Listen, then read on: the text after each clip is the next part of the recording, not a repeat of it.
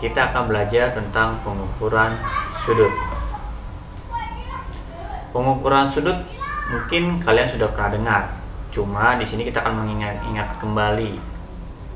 Apa kalian masih ingat dengan sudut? Sudah pasti masih ingat kan dengan sudut? Sudut sudah kalian pelajari di pembelajaran sebelumnya. Nah, hari ini kita akan belajar pembelajaran sudut, yaitu pengukuran sudut.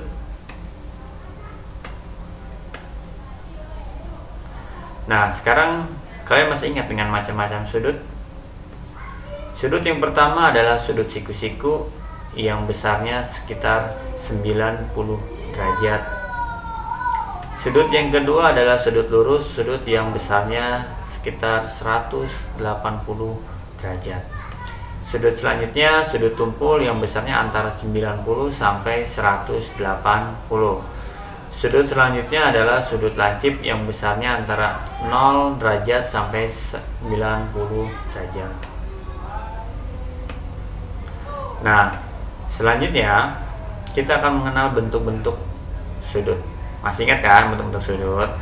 Di sini kita akan ulang kembali tentang bentuk-bentuk sudut. Yang pertama adalah sudut lurus. Bentuknya seperti apa? Sudut lurus ini membentuk sudut 180 derajat atau setengah dari putaran sudut. Bentuknya seperti ini. Oke, selanjutnya ada sudut siku-siku yang besarnya 90 derajat. Bentuknya siku-siku ya. Bentuknya seperti ini. Nah, bentuknya seperti ini ya. Jangan salah. Selanjutnya kita akan mengenal sudut atau mengingat sudut tentang sudut lancip yang besarnya antara 0 sampai 90 derajat. Bentuknya seperti ini. Oke. Selanjutnya kita akan mengenal sudut tumpul. Sudut besarnya antara 90 sampai 180 derajat. Bentuknya seperti ini.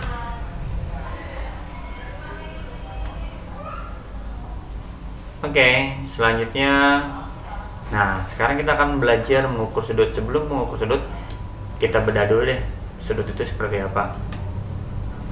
Sudut yaitu dibentuk dari dua garis yang disebut dengan kaki sudut.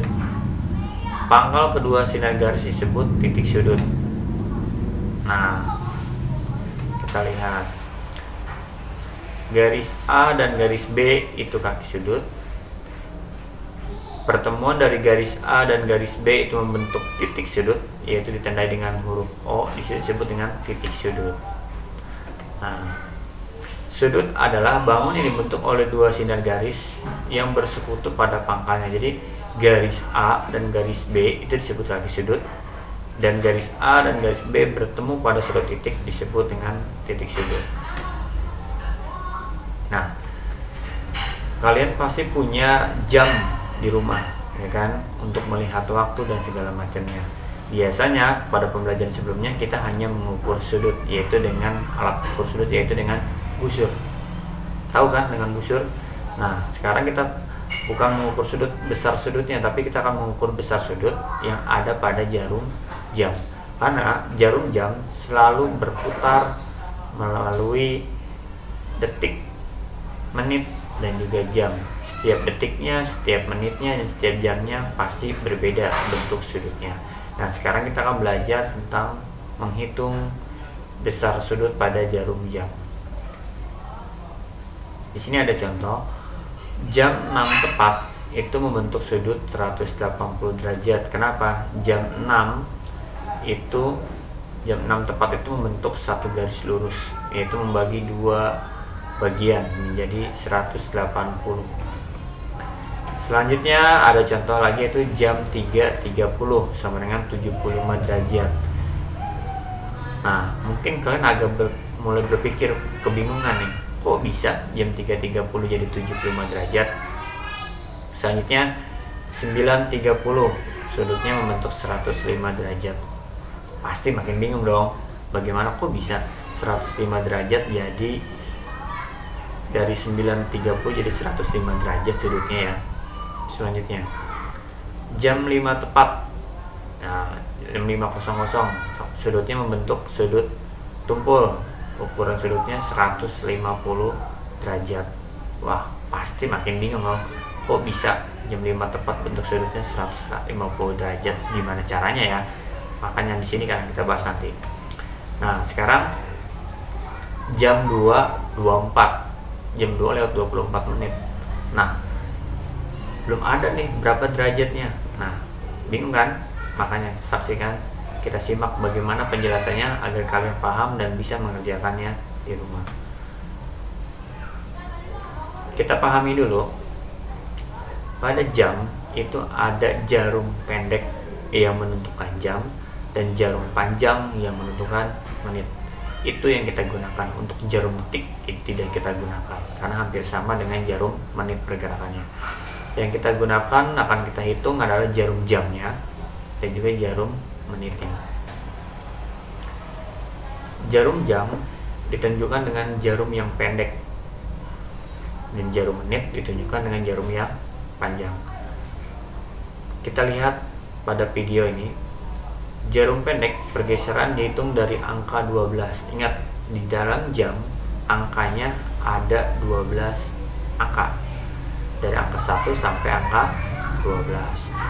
Ketika dari angka 12 berputar angka 1, angka 2, angka 3, angka 4, angka 5 dan seterusnya sampai balik lagi ke angka 12, itu berputar penuh membentuk 360 derajat. Nah, karena di dalam jam itu ada 12 angka atau 12 jam dan satu putar itu 360, maka dengan kita perkirakan 360 kita bagi dengan 12. Kenapa dengan 12? Karena 360 adalah putaran penuhnya dan angka yang ada di dalam jam itu ada 12. Jadi 360 dibagi 12 sama dengan 30. Berarti setiap satu jamnya membentuk sudut 30 derajat. Ingat ya, satu jamnya membentuk sudut 30 derajat. Sekarang kita ke jarum panjang. Jarum panjang ini menentukan menit pada jam. Tadi jarum pendek menunjukkan jam, sekarang yang jarum panjangnya menunjukkan menit. Pergeseran dihitung dari angka 12. Satu putaran waktu 60. Ingatin, dalam satu jam itu ada 60 menit. Ya, ingat ya, menit itu satu jam itu ada 60 menit. Satu putaran sudut ada 360. Oke, maka pergeserannya adalah 360 dibagi 60. Kenapa 60? Karena satu jam itu memiliki 60 menit. Jadi 360 dibagi 60 adalah 6 derajat. Berarti setiap menitnya membentuk 6 derajat. Nah, kita masuk ke contoh deh, biar kalian paham semuanya. Di sini ada contoh jam 3.30. Kira-kira berapa ya derajatnya? Yuk kita pelajari. Kita hitung mulai dari jarum pendek dahulu ya, yaitu jarum jam. Nah, jarum pendek yaitu jam 3.30, berarti 3/30/60. Kenapa di atasnya ada 30? 30 itu adalah menit karena jam 3 lewat 30 dan per 60. Kenapa 60? Karena satu jam itu ada 60 menit dikali 30 derajat. 30 derajat dari mana? Tadi setiap jam itu membentuk 30 derajat. Berarti kita jabarkan, kita jawab mulai pelan-pelan. 3 dikali 30 berarti 90 derajat. 3/60 dikali 30 sama dengan 15 derajat. Nah, tadi udah 90 derajat, ada juga 15 derajat, kita jumlahkan. 90 ditambah 15 derajat sama dengan 105 derajat. Itu baru kita hitung jarum pendeknya ya. Sekarang kita hitung jarum panjangnya. Jarum panjang adalah 30 kali 6 derajat. 30 dari mana? Tadi kan jam 3 lewat 30. Nah, 30 ini 30 menitnya. Berarti 30 menit dikali 6 derajat. Nah, 6 derajat ini dari mana? Tadi ya, setiap menitnya membentuk 6 derajat. Berarti 30 dikali 6 sama dengan 180.